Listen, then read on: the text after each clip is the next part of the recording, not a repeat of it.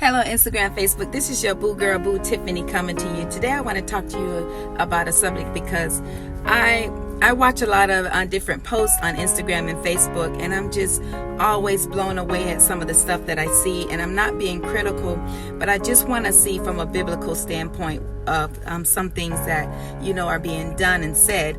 So, in the beginning, when God created heavens and earth, He created everything, and He had Adam in the garden alone, and He gave him instructions. He said, you name all the animals, you can eat of everything, but just don't mess with the tree of knowledge, because the day you eat of it, you will surely die.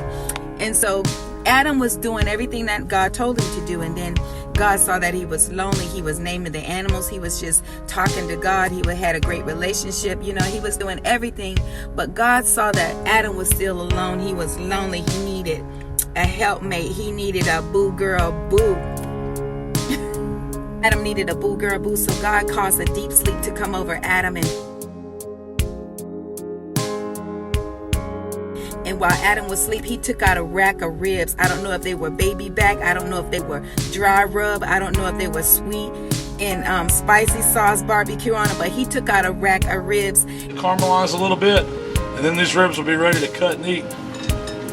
I'll show you what they look like in just a few minutes. And He made him a helpmate. He put Adam to sleep, and one time a Puerto Rican man asked me and my husband, we were on a mission trip, he said, I don't think that Adam was a black man. And I said, why? He said, because a black man don't give up his ribs that easy. He brought him a boo girl, boo boo bamboo.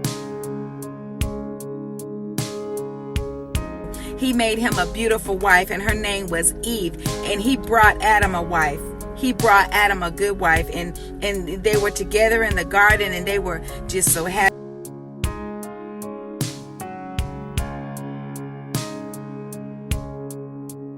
They were in love. When Adam saw her, it was like, dang, wow, whoa, bone of my bone, flesh in my flesh. He gave her his rib, y'all. He gave up his rib dinner. That's why I know Adam couldn't have been black, because he gave up his rib dinner.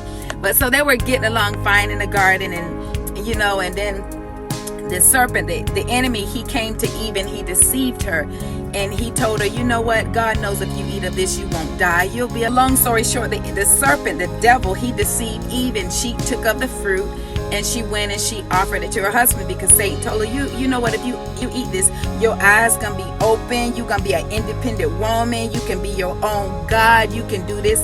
And so he really, really, really deceived her, because the Bible said he's very cunning, he's very smooth, he's a smooth operator.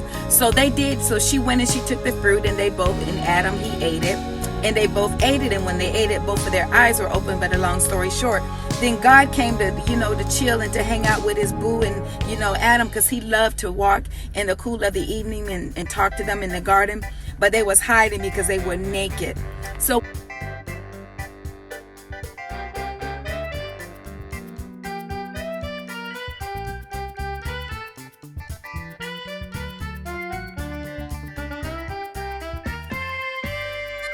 when God asked Adam, who told you were naked? He was calling and he wouldn't answer. Like God is calling some of y'all, but you won't answer. You won't answer the phone call. You won't take the message.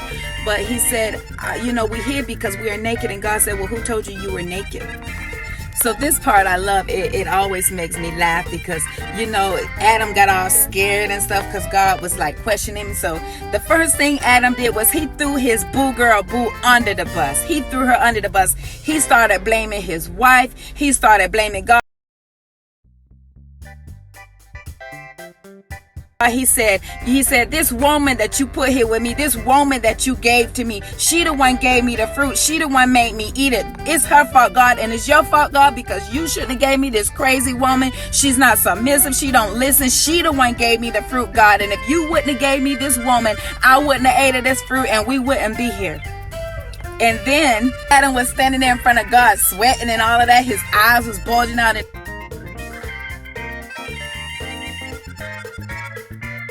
then God looked at the woman, and he said, what is this that you done, Eve? What he talking about? What is this that you done?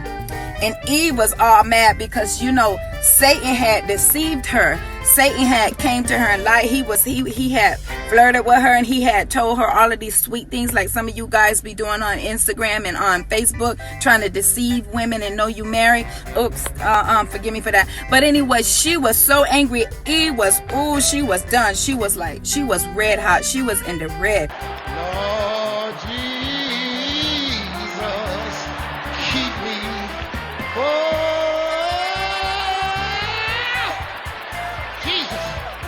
Jesus.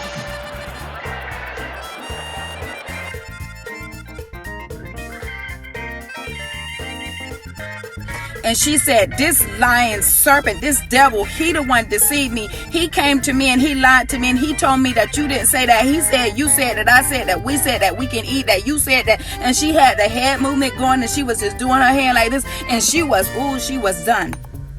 So God was standing there looking at Adam, sweating and trembling and shaking and hiding. And he was looking at Eve with her fists all boiled up, wanting to punch the devil in his face. She was so mad. She was done.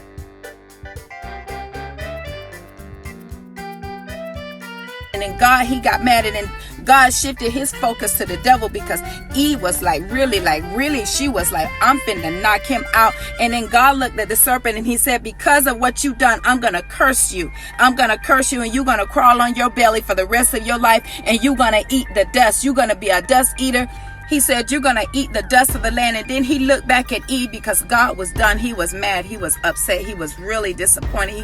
He was so disappointed. And then he shifted his focus and he looked at Eve and he said, because of this, what you done, when you have children, it's going to hurt. You're going to go through a lot of pain, and you're going to be subject to your husband. You're going to be submissive. You're going to have to start listening to your husband, because I have made him the head of the house. And then after he said that to Eve, and then he looked at Adam and he said, because of this, you're going to get a job. You're going to work really hard, and you're going to sweat, and you're going to work, and you're going to provide for this family. You're going to be the leader of this house, and you're going to provide, but you're going to earn what you get. You're going to work. You ain't going to be sitting home chilling out in the garden and eating fruit and everything. Everything you get for now, you're going to sweat, and you're going to work, and you're going to take care of this woman and this family until you die. God told Adam, he said, curses the ground because of you. Through painful toil, you will eat food from it all the days of your. But my point that I'm trying to make in all of this, they all would point the fingers at one another. They, a lot of people preach, oh, that woman, and then, they always want to throw the woman under the bus. But look at what God did.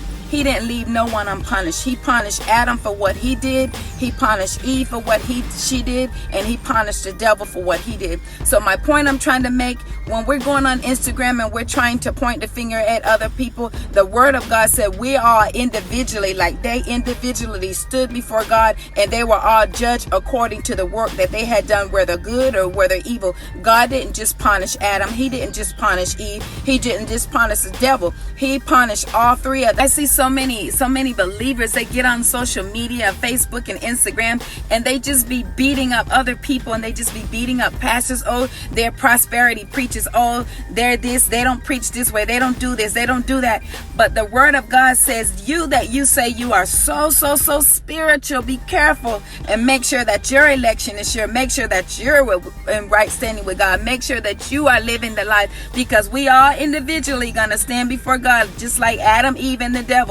And we're going to be judged according to our works, whether they were good or whether they were evil. And I love how the Apostle Paul says in Philippians 1:15, he summed it up so well for us. He said, there's a lot of people out there that they're preaching for money. They're preaching for prosperity. They're preaching for notoriety. They're preaching for fame. They're preaching for fortune. They're preaching to have their names in the headlights. They're preaching for vanagloria. They're preaching for all kinds of reasons. They're preaching out of strife, out of envy, out of jealousy, for money. Paul said it so powerfully. He said, what then, notwithstanding every way, whether in pretense, whether they fake, or in truth, Christ is preached. Christ is being preached, and therefore do rejoice, yea, and will rejoice. He said, I don't care if they real, I don't care if they fake, as long as Jesus Christ is being preached, because one day we're going to stand individually wrapped, individually before God, and we all are going to give an account. So stop wasting your time, your breath in the airwaves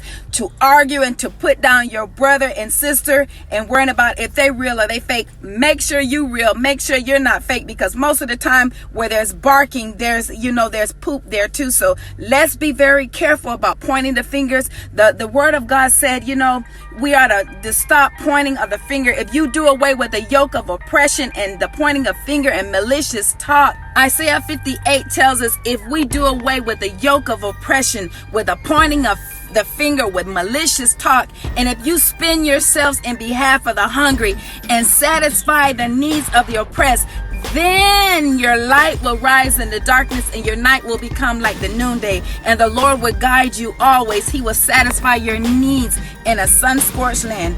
He said, instead of us wasting our time, spending our time pointing the finger and pointing out everybody else's flaws and malicious talk, when you get on there and you talk down about your brother, that's malicious talk, that's pointing of the finger. You know what?